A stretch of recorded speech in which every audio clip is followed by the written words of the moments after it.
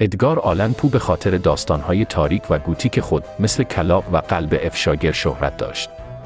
اما زندگی خودش هم به همان اندازه تاریک بود. در اکتبر 1849 پو در بالتیمور، مریلند، در حالی پیدا شد که در خیابان‌ها سرگردان بود، لباس‌های ژنده و کهنه به تن داشت که متعلق به خودش نبودند. او در حالت هذیان بود و نمی‌توانست توضیح دهد چه اتفاقی برایش افتاده.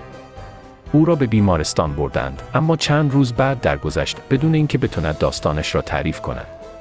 داستان‌های ترسناک و نظریه‌های زیادی درباره مرگش وجود دارد. نظریه آدمربایی، برخی معتقدند پو قربانی کوپینگ شده بود، روشی که در آن افراد را با زور مس می‌کردند و مجبورشان می‌کردند در انتخابات به نفع گروه خاصی رای بدهند. این می‌توانست توضیح دهد چرا او لباس‌های غریبه به تن داشت. مسمومیت یا بیماری، بعضها فکر می‌کنند او به خاطر مصرف بیش از حد الکل یا مسمومیت با مواد دیگر درگذشت.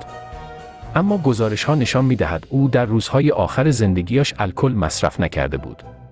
نیروی ماورایی، طرفداران داستان‌های پوگاهی ادعا می‌کنند که مرگ او به نفرینی مرتبط با داستان‌های تاریکش یا حتی دخالت نیروهای ماورایی مربوط است.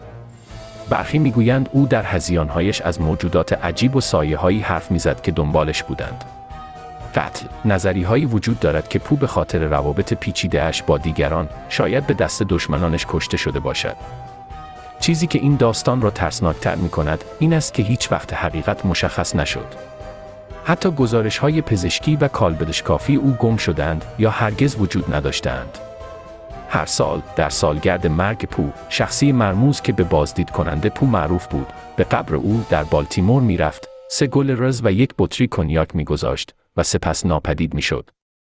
این رسم تا سال 2009 ادامه داشت و هویت آن فرد هم هرگز فاش نشد.